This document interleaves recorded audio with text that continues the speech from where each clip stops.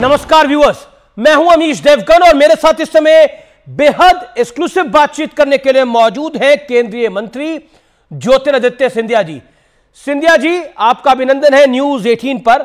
मेरा पहला सवाल है, पहले श्री राम पुष्पक विमान से अयोध्या लौटे थे और अब 350 करोड़ की लागत से बने अयोध्या एयरपोर्ट का उद्घाटन प्रधानमंत्री मोदी कुछ दिनों बाद करने जा रहे हैं। कितना महत्वपूर्ण है, और मैं आपसे यह भी जानना चाहता हूं यह बाकी एयरपोर्ट से अलग कैसे है?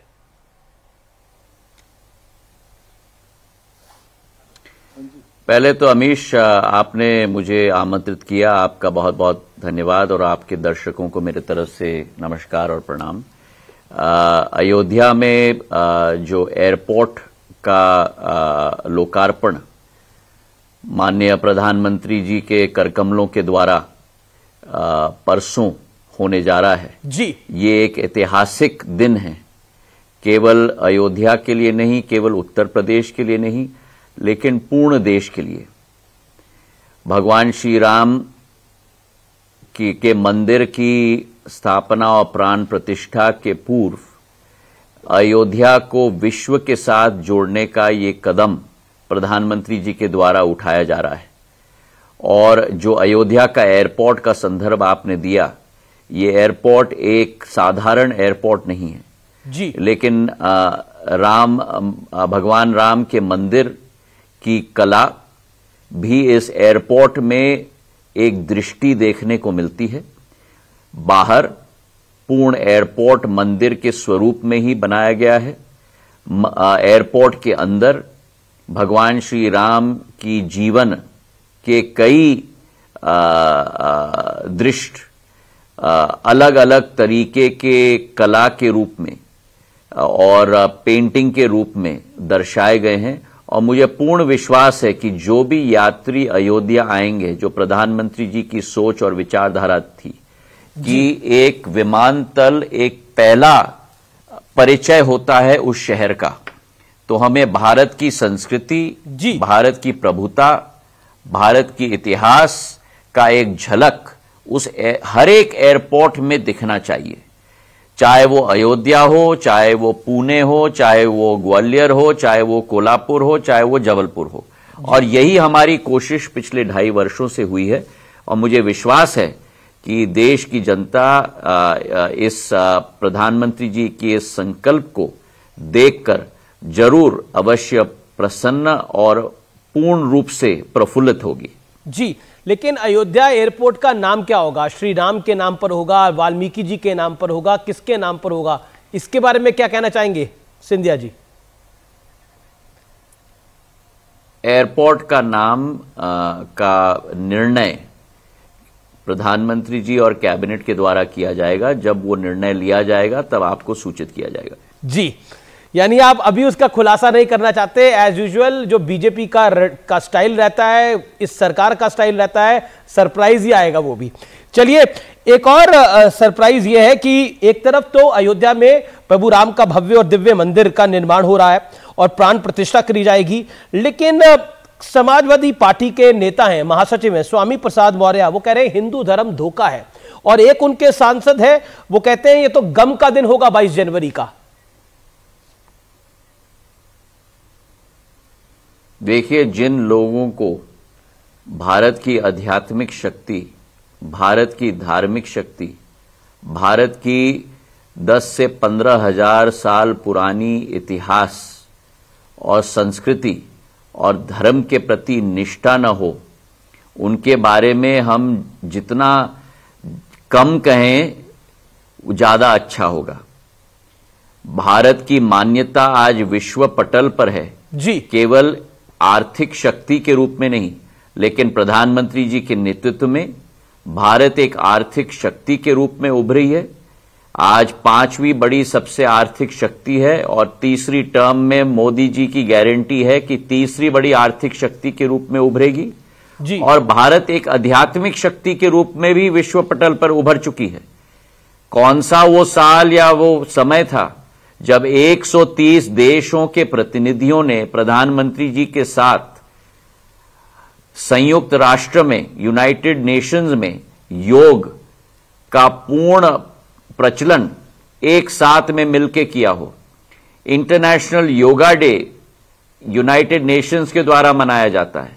भारत की अखंडता, एकता, धार्मिकता, संस्कृति की क्षमता, आध्यात्मिक शक्ति की क्षमता पूर्ण विश्व मान चुकी है।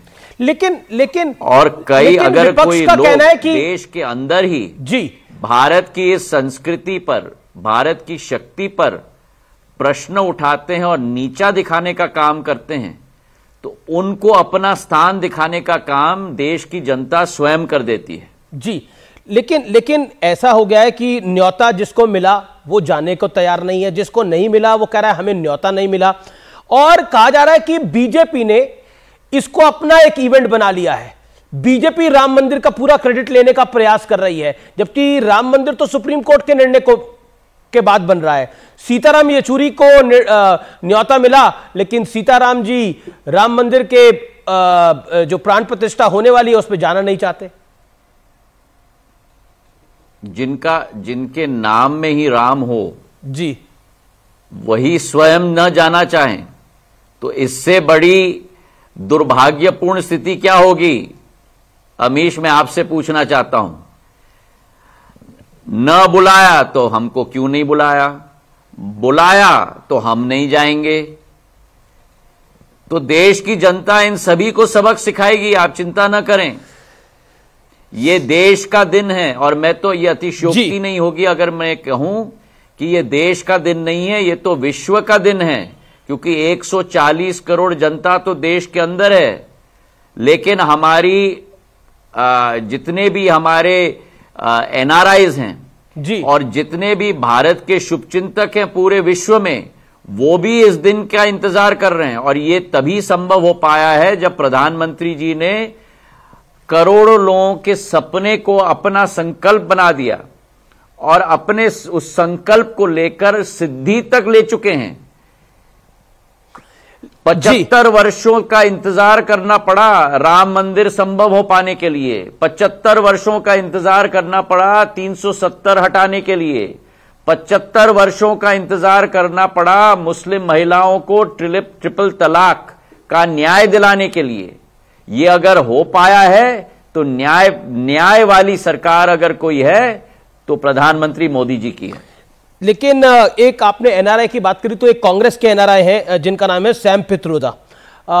उनका कहना है कि पूरा देश राम मंदिर पर अटक गया है, प्रधानमंत्री मोदी ज्यादा समय अपना मंदिरों में बिता रहे हैं पॉलिटिकल फायदा लेने के लिए, और वो इसको देखकर बहुत परेशान है।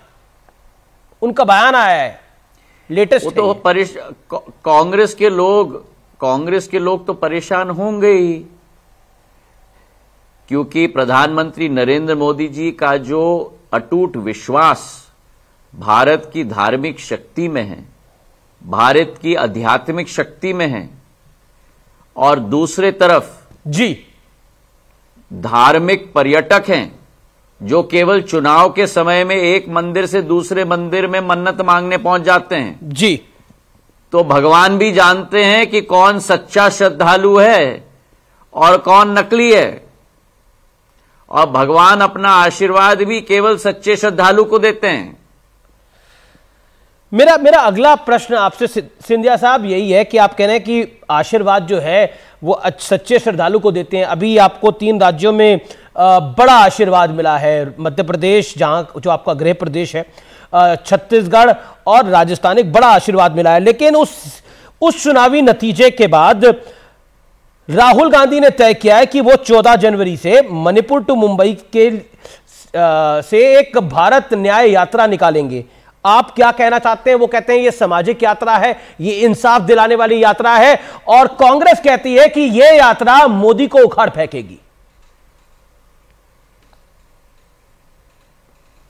देखिए, जो लोग भारत जोड़ो यात्रा निकालने निकले थे जी, और कहते थे कि मोहब्बत की दुकान है, पर उनके मोहब्बत की दुकान में केवल नफरत का सामान था, और जनता ने उनको जवाब दे दिया। अब भारत न्याय यात्रा निकालना चाहते हैं, तो जो लोग वो करना चाहते हैं वो करें। हमें देश को बनाने का काम करना है, हमें गरीबों का उत्थान करने का काम करना है, हमें देश को विश्व गुरु में हमें परिवर्तित करना है, जो प्रधानमंत्री जी का संकल्प है। हम सकारात्मक सोच के साथ निकल पड़े हैं और प्रधानमंत्री जी को आप भी अच्छी तरह से जानते हैं, न रुकते हैं न झुकते हैं जब तक सपने को संकल्प में परिवर्तित करके संकल्प को सिद्धि तक न ले जाते हैं। तो आपको भी विश्वास है, देश की जनता को भी विश्वास है, और राम मंदिर की प्राण प्रतिष्ठा भी उसी संकल्प से सिद्धि का सफर का एक अभिन्न भाग है। जी बहुत बहुत धन्यवाद अमीश जी। जी मेरा एक और सवाल है, मेरा एक अभी 2 सवाल और है, तो थोड़ा इंतजार करिए, क्योंकि भाषा की बात हुई तो राहुल गांधी ने प्रधानमंत्री के ऊपर एक टिप्पणी करी थी चुनावों के दौरान, और जब world cup match Bharat final का हार गया था, बहुत अच्छा खेली भारतीय क्रिकेट टीम, क्रिकेट के आप बहुत स्ट्रांग बिलीवर हैं, जो शब्द बोला था मैं उसको रिपीट नहीं करना चाहता। क्या आपको लगता है कि भाषा की मर्यादा समाप्त हो चुकी है? देखिए, कांग्रेस की भाषा की मर्यादा तो बहुत पहले ही समाप्त हो गई थी, और मैंने सदैव कहा है कि जिस भाषा की मर्यादा की समाप्ति कांग्रेस ने की है, कांग्रेस की समाप्ति भी जनता ने तय कर ली है जी, और वही चुनाव के नतीजे भी में स्पष्ट हो गया है। मैंने भी कहा था कि किसी को कुछ जवाब देने की जरूरत नहीं है, क्योंकि जनता ही जवाब देगी, और जनता ने स्पष्ट जवाब दे दिया। जनता ने जवाब दे दिया, लेकिन प्रियंका गांधी ने आप पर भी एक बहुत पर्सनल टिप्पणी करी थी, और आप उस पर क्या कहना चाहते हैं? उन्होंने बहुत सारे एडजेक्टिव्स का इस्तेमाल किया था, जिसको मैं रिपीट नहीं करना चाहता। मैंने तो बहुत पहले कह दिया था अमीश जी कि जनता उनको अपना कद का एहसास करवा देगी, और नतीजे ने उनको अपना कद का भी एहसास करा दिया। जो यूपी की जनता ने उनको अपना कद का एहसास यूपी में करा दिया था, जब 80 में से 1 ही सीट जीते थे जी, और स्वयं राष्ट्रीय अध्यक्ष के सीट को नहीं जीत पाए थे कांग्रेस के, तो उनको अपना कद का एहसास यूपी में हो गया और मध्य प्रदेश में हो गया। लेकिन बहुत बहुत धन्यवाद। जी मेरा आखिरी सवाल, अभी उठिए मत, आखिरी सवाल है, एक और सवाल है।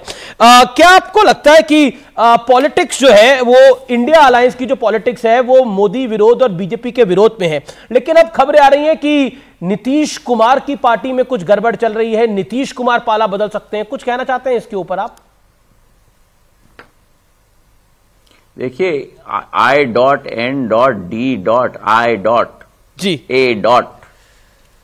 की गठजोड़ जनता विरोधी है, और जो जनता विरोधी है ये गठबंधन, घमंडिया गठबंधन, इसको भी जवाब मिलेगा अप्रैल के माह में। अप्रैल के महीने में आप कह रहे हैं इसको जवाब मिलेगा, लेकिन एक बात बताइए कि आपको उम्मीद थी कि इस बार 150 पार मध्य प्रदेश में हो जाएगा और मोहन यादव सीएम बन जाएंगे? मैंने सदैव कहा था, आपसे भी कहा था, और आपके द्वारा आपके हर भाई बहन से भी कहा था कि स्पष्ट बहुमत भारतीय जनता पार्टी को मध्य प्रदेश में मिलेगी। पर 150 सीटों का लक्ष्य है।